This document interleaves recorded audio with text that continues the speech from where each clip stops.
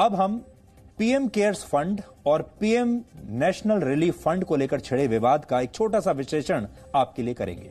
Corona virus से लड़ने के लिए भारत में पीएम केयर्स फंड की स्थापना की गई, लेकिन आजकल हमारे ही देश के बहुत सारे लोग इस पर सवाल उठा रहे हैं। हाल ही में कांग्रेस समेत कई विपक्षी पार्टियों और बुद्धिजीवियों ने इस फंड पर सवाल उठाए और कहा कि पीएम केयर्स फंड पारदर्शी नहीं है और इसका सारा पैसा पीएम नेशनल रिलीफ फंड यानी पीएमएनआरएफ में ट्रांसफर कर देना चाहिए।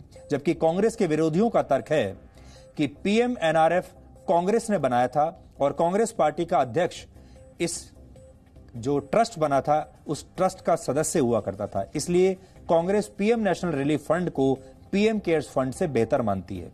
आज जब हमने तथ्यों की जांच की तो हमें इन दोनों फंड से जुड़ी कुछ अहम महत्वपूर्ण जानकारियां मिली हैं।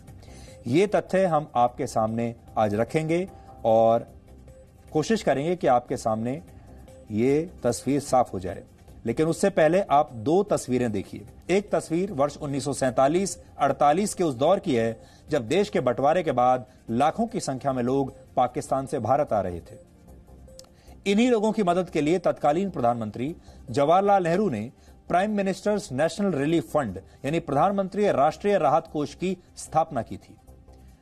यह 1948 की बात है। 74 वर्षों के बाद देश ने एक बार फिर पलायन की कुछ ऐसी ही तस्वीरें देखी, लेकिन यह पलायन बंटवारे की वजह से नहीं बल्कि एक वायरस की वजह से हो रहा था। लॉकडाउन के बाद देश के तमाम शहरों से लाखों की संख्या में मजदूर पलायन कर रहे थे। पलायन की इन्हीं तस्वीरों के बीच 28 मार्च को प्रधानमंत्री नरेंद्र मोदी के नेतृत्व में पीएम केयर्स फंड का गठन किया गया। पीएम केयर्स फंड यानी prime ministers citizen assistance and relief in emergency situations fund के गठन के पीछे एक बड़ा उद्देश्य पलायन को मजबूर लोगों की मदद करना था। यानी एक फंड धर्म के नाम पर सताए गए लोगों को राहत देने के लिए बनाया गया था, क्योंकि 1947-48 में जो पलायन हुआ था यह धर्म के आधार पर हुआ था। जबकि दूसरा फंड जो अब बनाया है यह वायरस से प्रभावित लोगों को बचाने के लिए बनाया गया है।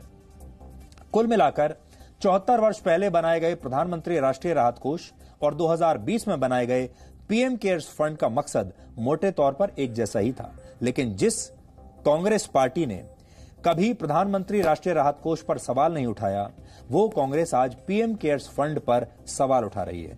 आखिर क्यों? हमने ये जानने की कोशिश की। कुछ दिन पहले कांग्रेस के अंतरिम अध्यक्ष सोनिया गांधी ने प्रधानमंत्री मोदी को एक चिट्ठी लिखकर कहा था कि पीएम केयर्स फंड में आने वाली रकम को पीएम नेशनल रिलीफ फंड में ट्रांसफर कर दिया जाए ताकि इसकी पारदर्शिता बनी रहे। लेकिन 1948 में देश के पहले प्रधानमंत्री जवाहरलाल नेहरू ने प्रधानमंत्री राहत कोष की स्थापना की थी। तब कांग्रेस की डिक्शनरी में पारदर्शिता जैसे शब्द थे ही नहीं। हम ऐसा इसलिए कह रहे हैं क्योंकि इससे जुड़ा 73 साल पुराना एक सबूत इस समय मेरे हाथ में है। यह सबूत यह भारत सरकार के प्रेस इंफॉर्मेशन ब्यूरो की एक प्रेस रिलीज है जो 24 जनवरी 1948 को जारी की गई थी। 24 जनवरी 1948 आपकी स्क्रीन पर भी आ रही है। इस प्रेस रिलीज में जवाहरलाल नेहरू ने एक केंद्रीय फंड की जरूरत बताते हुए लिखा था कि बहुत सारे लोगों ने अलग अलग फंड्स में दान दिया है। मुझे लगता है कि इसके लिए एक केंद्रीय फंड बनाना अच्छा रहेगा। इस फंड का इस्तेमाल किसी भी तरह की विपदा से निपटने के लिए किया जा सकता है, लेकिन फिलहाल इसका इस्तेमाल पाकिस्तान से आने वाले शरणार्थियों को बसाने के लिए किया जाएगा, ऐसा उन्होंने लिखा है। इसमें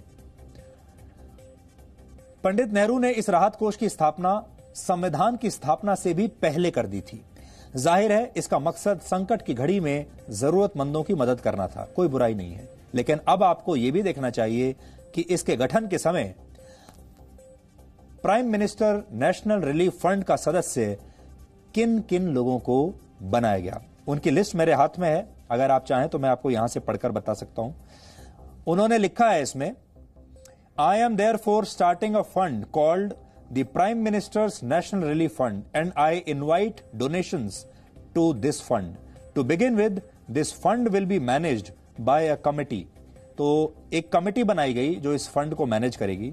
उस कमेटी के सदस्य कौन है, सुन लीजिए। पहला सदस्य प्राइम मिनिस्टर, देश का प्रधानमंत्री। दूसरा सदस्य president of the Indian national Congress, Congress party का अध्यक्ष दूसरा सदस्य होगा। तीसरा सदस्य द डिप्टी प्राइम मिनिस्टर, उप प्रधानमंत्री। चौथा सदस्य फाइनेंस मिनिस्टर, देश का वित्त मंत्री। उसके बाद representative of the Tata trustee, यानी उस वक्त टाटा की तरफ से एक ट्रस्टी को, एक रिप्रेजेंटेटिव को इसमें रखा जाना था टाटा सन्स की तरफ से। फिर है a representative of industry and commerce to be chosen by the federation of Indian chambers of commerce. एक सदस्य इनका रहेगा, यह इसमें लिखा हुआ है। यानी 74 वर्ष पहले देश के लिए बनाए गए सबसे जरूरी राहत कोष में प्रधानमंत्री के साथ साथ कांग्रेस पार्टी के अध्यक्ष को भी रखा गया था। क्या आप ये कल्पना कर सकते हैं कि आज के दौर में प्रधानमंत्री अपने साथ बीजेपी के अध्यक्ष को भी इस फंड का सदस्य बना लेते, इस कमेटी का सदस्य बना लेते? अगर प्रधानमंत्री ने बीजेपी के अध्यक्ष को इसका फंड का सदस्य बना लिया होता तो कितना बड़ा विवाद होता, ये सोचिए। लेकिन उस समय जवाहरलाल नेहरू ने कांग्रेस पार्टी के अध्यक्ष को भी इसका हिस्सा बना लिया। लेकिन तब कांग्रेस को इसमें पारदर्शिता की कोई कमी दिखाई नहीं दी, कोई आपत्ति नहीं हुई। आपको बता दें कि 1948 में कांग्रेस के अध्यक्ष पट्टाभी सीतारमैया थे। इसके बाद वर्ष 1985 तक कांग्रेस के अध्यक्ष को प्रधानमंत्री राष्ट्रीय राहत कोष का सदस्य ऐसे ही बनाया जाता रहा। यह सब कुछ ऐसे ही चलता रहा 1985 तक। लेकिन 1985 में राजीव गांधी जब प्रधानमंत्री बने तो उनके कार्यकाल में नियमों में बदलाव किया गया और सारे अधिकार प्रधानमंत्री कार्यालय को ट्रांसफर कर दिए गए। यानी 1985 के बाद से यह राहत कोष सिर्फ और सिर्फ प्रधानमंत्री की रेख में काम करने लगा, देखरेख में। इंदिरा गांधी की हत्या के बाद राजीव गांधी ने सिर्फ 1984 से लेकर 1989 तक वो देश के प्रधानमंत्री रहे, बल्कि वो 1985 से लेकर 91 तक कांग्रेस के अध्यक्ष भी वही थे। यानी जिस समय उन्होंने ये कदम उठाया तब कांग्रेस अध्यक्ष भी वही थे। हालांकि यहां हम ये साफ कर देना चाहते हैं कि प्रधानमंत्री राष्ट्रीय राहत कोष देश के काफी काम भी आया है।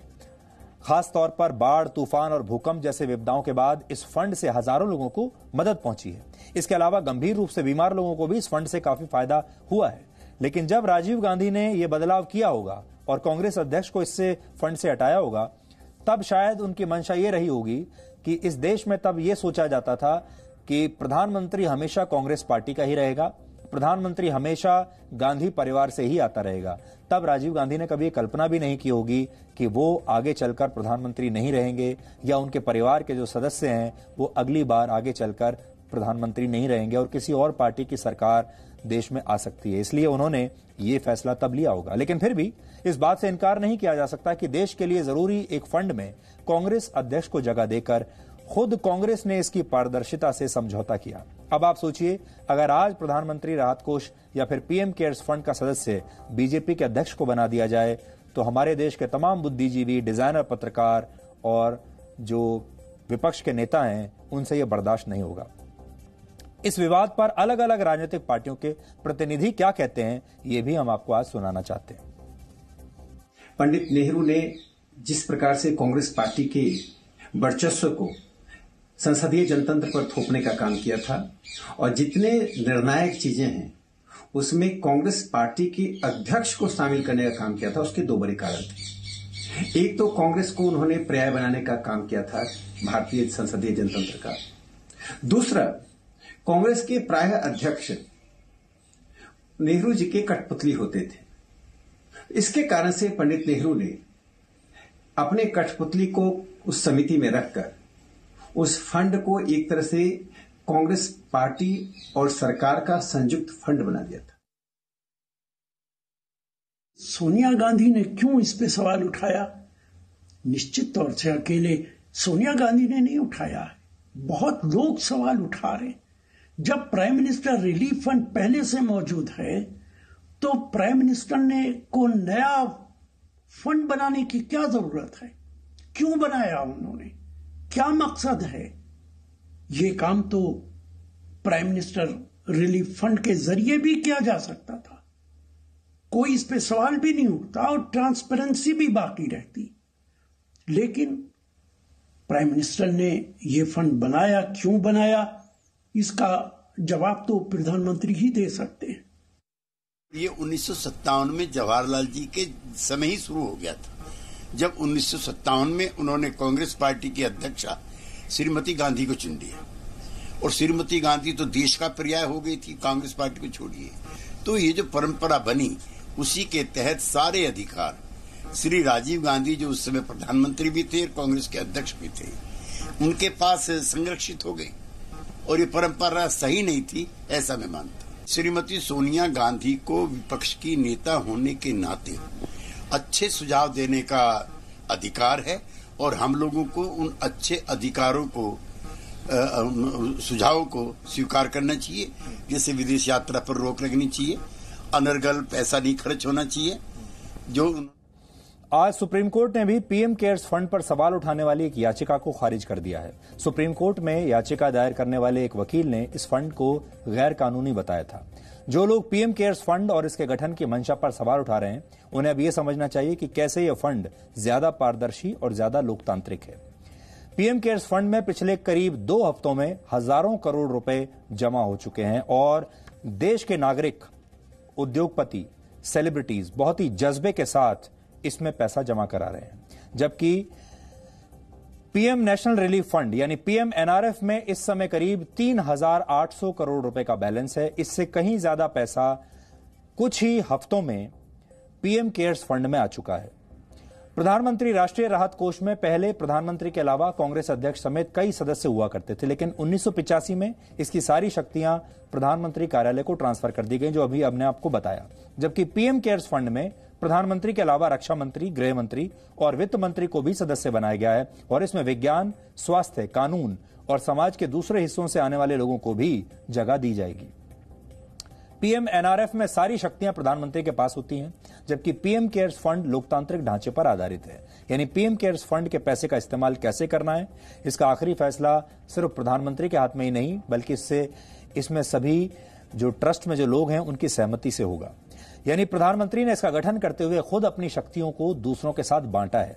जहां तक पारदर्शिता की बात है, तो आपको बता दें कि पीएम नेशनल रिलीफ फंड का audit controller and auditor general of India यानी सीएजी द्वारा नहीं किया जाता, बल्कि इसका ऑडिट किसी तीसरी संस्था द्वारा किया जाता है। हालांकि पीएम केयर्स फंड के ऑडिट को लेकर भी अभी स्थिति स्पष्ट नहीं है, लेकिन यह माना जा रहा है कि इसका ऑडिट भी किसी स्वतंत्र संस्था द्वारा ही कराया जाएगा। पीएम केयर्स फंड और पीएम नेशनल रिलीफ फंड में एक बड़ा अंतर यह है कि पीएम एनआरएफ में आप 100 रुपए से कम की राशि दान नहीं कर सकते, जबकि पीएम केयर्स फंड जो कि इस वायरस के लिए बना है, उसमें ऐसी बंदिश नहीं है। इसमें आप छोटी से छोटी रकम भी डोनेट कर सकते हैं। यानी देश का गरीब से गरीब व्यक्ति भी चाहे तो इसमें डोनेशन दे सकता है। जाहिर है दोनों ही फंड्स की स्थापना का मकसद देश को विपदाओं से उबारना है, लेकिन कोरोना वायरस के खिलाफ एक ऐसे फंड की जरूरत थी जो पूरी तरह इस लड़ाई को समर्पित हो, और विवादों के बावजूद यह फंड अपने उद्देश्य की तरफ आगे बढ़ रहा है, इसमें कोई शक नहीं है। लेकिन सबसे बड़ी बात यह है जो देश के मन में थी, वो ये कि जब प्रधानमंत्री रिलीफ फंड जब बना था सबसे पहले, जिसे जवाहरलाल नेहरू ने बनाया था पहले प्रधानमंत्री ने, उसमें कांग्रेस पार्टी के अध्यक्ष को उस ट्रस्ट में रखा गया था।